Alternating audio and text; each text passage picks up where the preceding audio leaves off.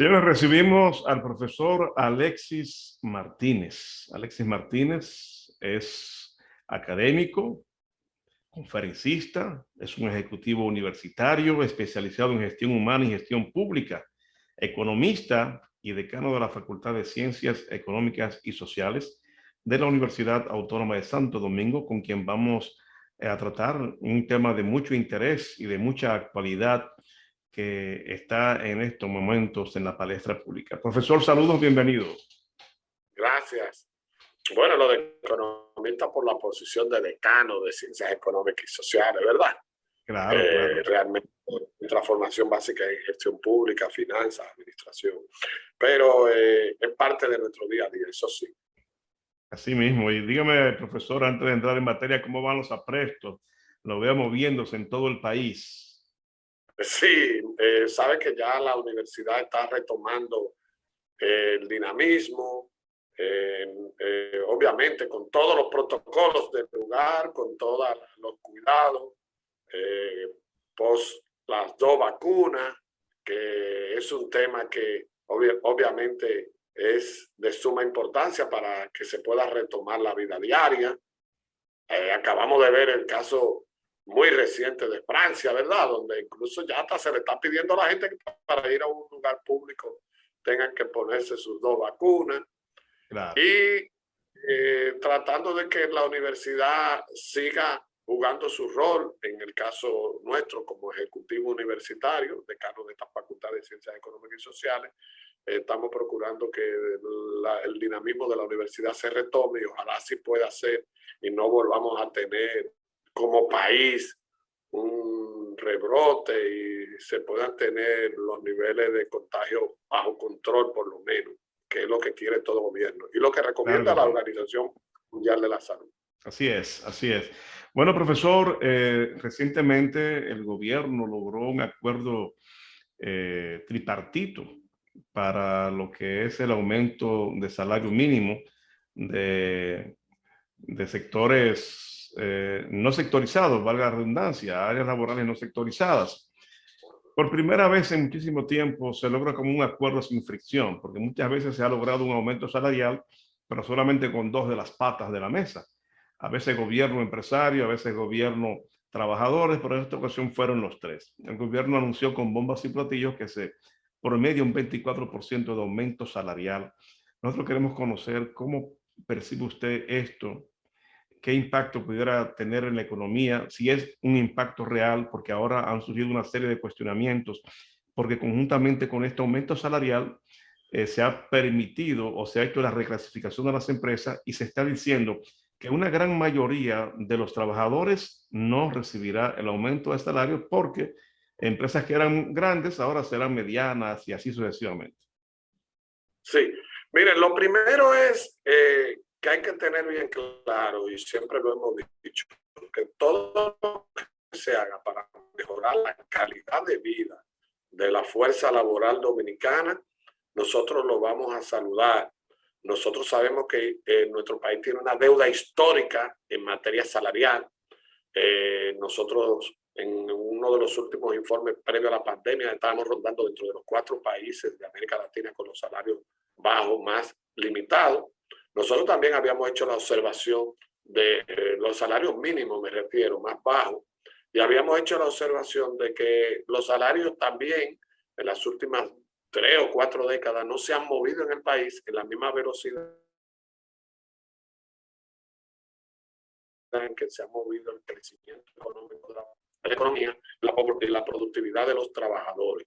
Nosotros reconocemos desde la academia que sabemos que estas circunstancias son difíciles para las empresas.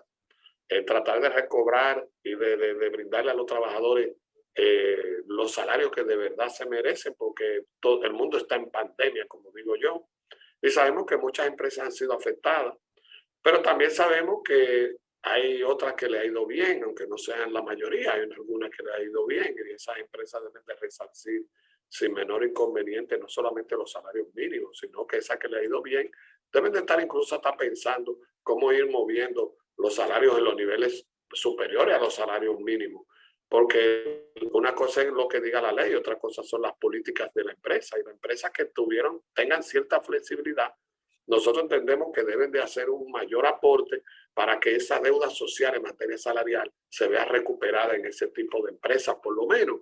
Las otras necesariamente tendrán también que hacer un sacrificio. Aún no le haya ido bien en medio de la pandemia, entendemos que es una situación difícil para las empresas, pero también sabemos que es mucho más difícil para la clase trabajadora. Recordemos que hemos tenido una inflación acumulada de cerca del 9% interanual en el último año. Aunque en este año 2021 eso ha mejorado bastante, pero ya hay una deuda social en materia inflacionaria que el trabajador ha perdido.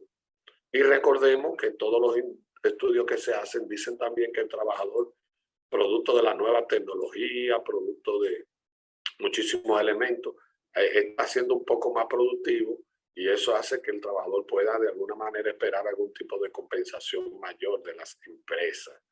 Es época de sacrificio para todas las partes. Cuando hablo de que es época de sacrificio, me refiero a que la clase trabajadora no puede esperar que la empresa dé más de lo que puede dar, pero que las empresas no pueden esperar que la clase trabajadora se siente esperar que la crisis lo siga golpeando. Es época de sacrificio de todas partes.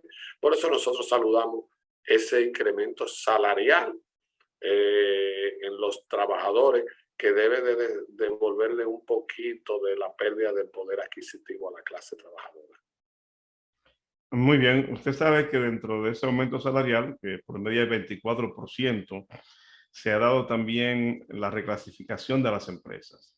Y esto ha generado una situación de mucho cuestionamiento, incluso en el caso del ex vicepresidente de la República, Rafael Albuquerque, quien fue también ex ministro o ex secretario de Estado de Trabajo, estaba cuestionando, al igual que sectores de oposición, como es el caso del anterior vocero de la presidencia, Marchena, que hemos estado escuchando, dicen que el aumento salarial no ha sido tal.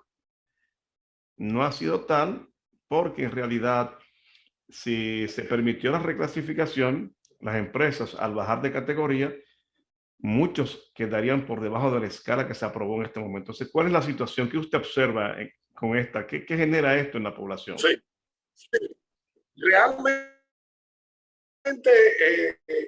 el hacerse la reclasificación, primero hay que saludar que se haya hecho la reclasificación, porque cierra un capítulo que estaba generando muchos conflictos en las últimas discusiones en el Comité Nacional de Salario, que si no se sentaban, si no se hacía la reclasificación, que esta era, que no era. Yo creo que solo el hecho de hacerse la reclasificación es un paso de avance, porque ya para las próximas discusiones, ya las discusiones no tendría por el medio ese handicap, esa limitación que siempre era como una piedrecita en el zapato, y argumentos que podían tener a veces algunos sectores empresariales para no aumentar los salarios si no se resolvía eso.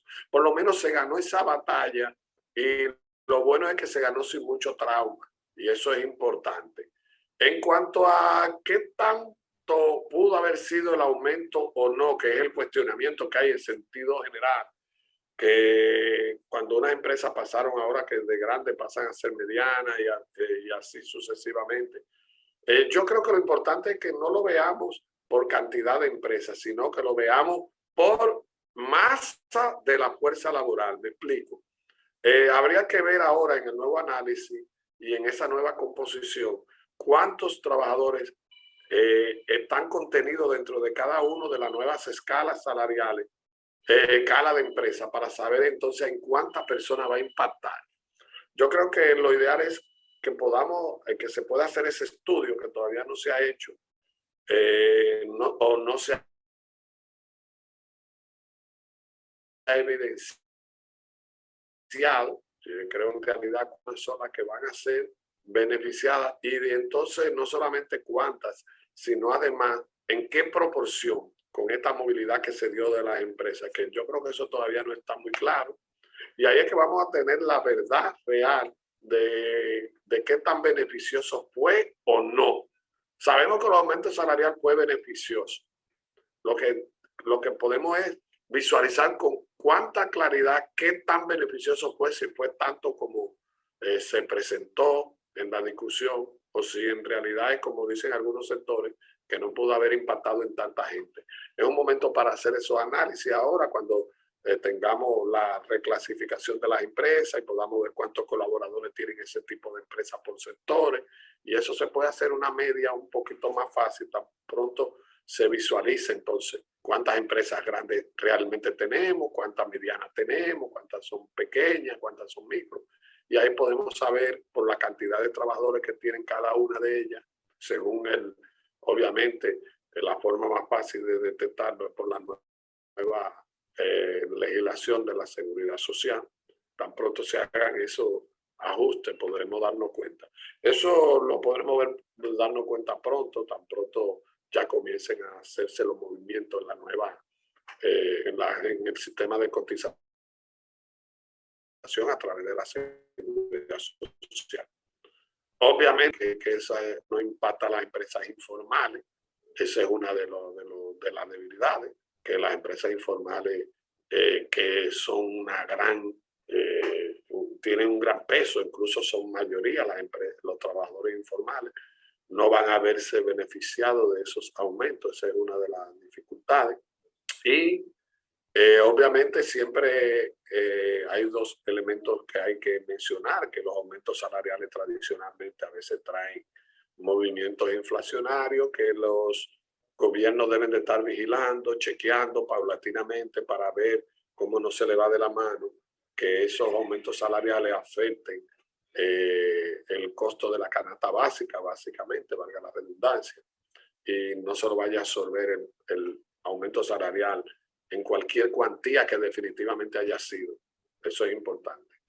¿Usted cree que podemos estar tranquilos en que no se va a producir un alza en los precios de los productos de primera necesidad, más de lo que han experimentado como consecuencia de este aumento salarial?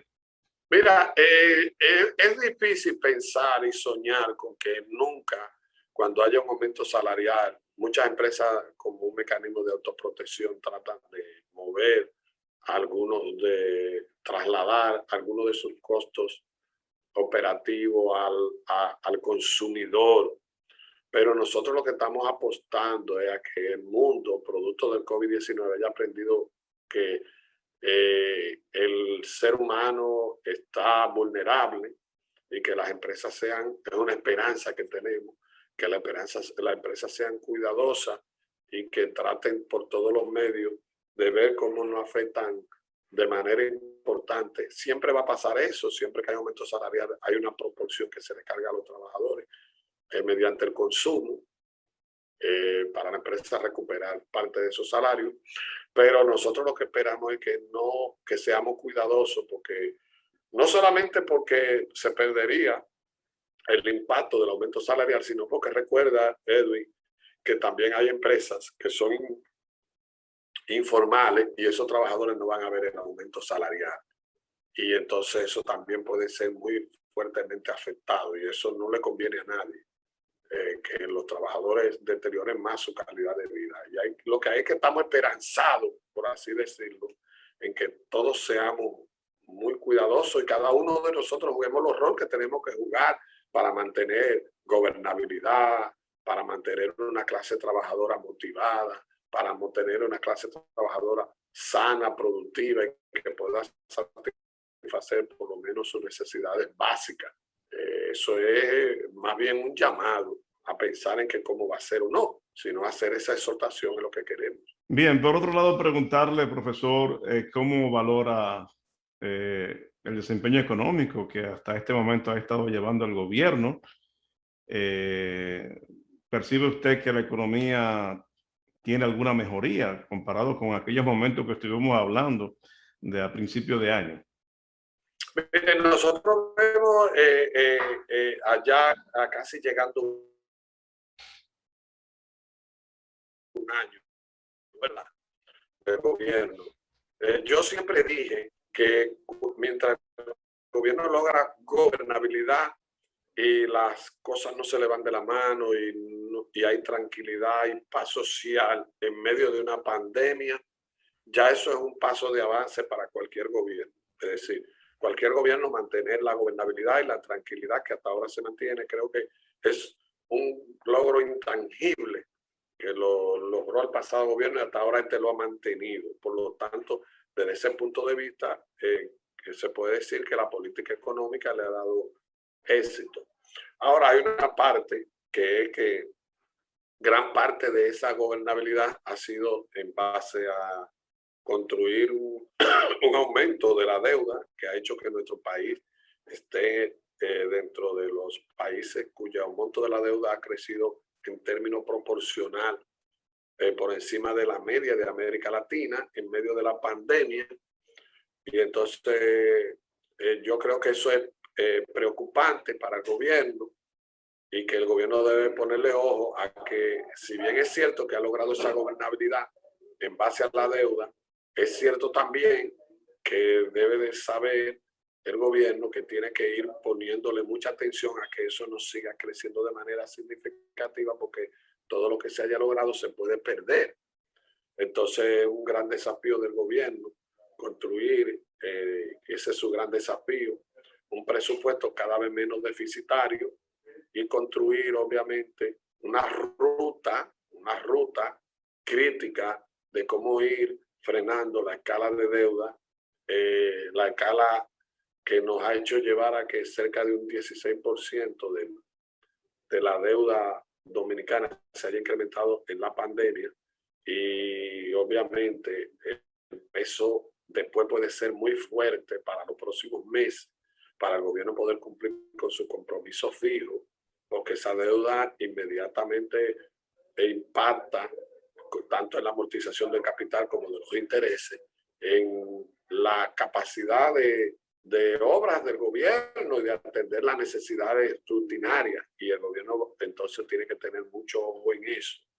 Y yo creo que ese es el gran desafío que tiene el gobierno, de cómo hacer las reformas estructurales que tengan que hacerse, no solamente reformas estructurales, Edwin, tenemos que ver también que hay que ser muy creativos en buscar mecanismos de negociación de esas deudas, que hay que buscar mecanismos de consolidación de esas deudas, que pueden haberse también cuáles de verdad son deudas que realmente se deban de priorizar el pago de ella. Todos esos elementos hacen que el gobierno pueda usar todos los recursos, tenga que usar todos los recursos que pueda para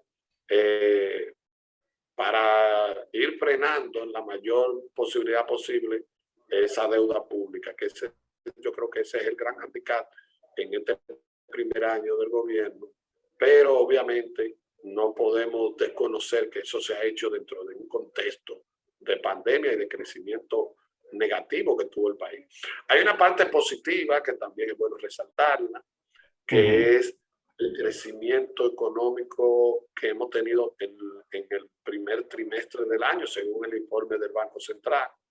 En estos primeros meses del año se ha visto una dinamización de la economía y eso es positivo, que te dice a ti que podemos retomar la ruta de crecimiento anual que hemos tenido los últimos años. Hay una esperanza, se vislumbra eso es una ruta muy positiva. Y también, desde el punto de vista positivo, también cabe destacar que pese a todo eso y al año que tuvimos con una inflación muy difícil, los niveles de inflación en los primeros meses del año, según el reporte general del gobierno, están por debajo de la meta de inflación, pese a que la canasta familiar son dos cosas diferentes. Una cosa es los niveles de inflación en sentido general y otra cosa es los productos básicos alimenticios se han visto muy afectados. Entonces el gobierno tiene que, a pesar de que ha mantenido esa parte positiva de una inflación muy controlada, no ha sido así tanto en los productos de primera necesidad. Y eso también, mirándolo desde un punto de vista mucho más amplio, tenemos que saber, Edwin, que también eso es un contexto general. Eso está ocurriendo, si tú observas el ambiente internacional, productos vinculados a grasas, granos, productos vinculados a la alimentación, carne. Así es.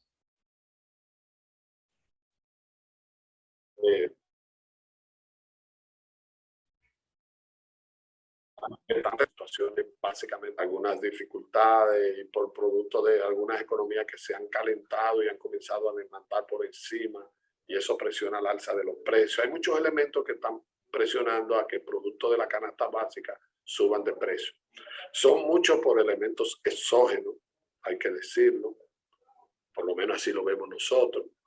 Y el gobierno obviamente debe estar alerta y ver que donde tenga que meter la mano poderosa del gobierno, como decimos nosotros, así está, lo sí, haga, porque claro el gobierno no debe de permitir que nada que afecte sobre todo a los más necesitados en términos de la canasta básica se le vaya de la mano. Ese es el gran desafío en este año que está cumpliendo el gobierno también.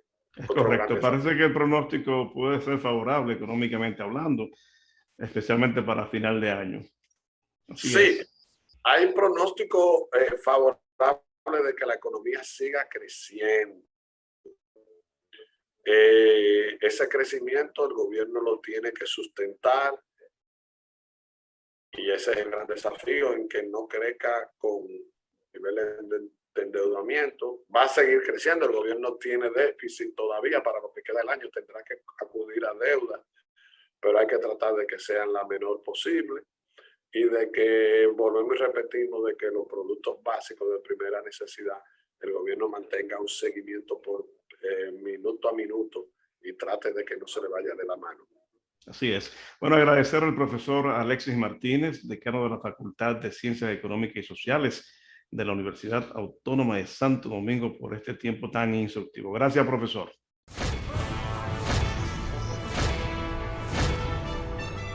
Vea de lunes a viernes desde las 6:30 de la mañana un compendio de las principales informaciones nacionales e internacionales, comentarios e entrevistas en El Periodista TV con Edwin de la Cruz por Telecanal 28.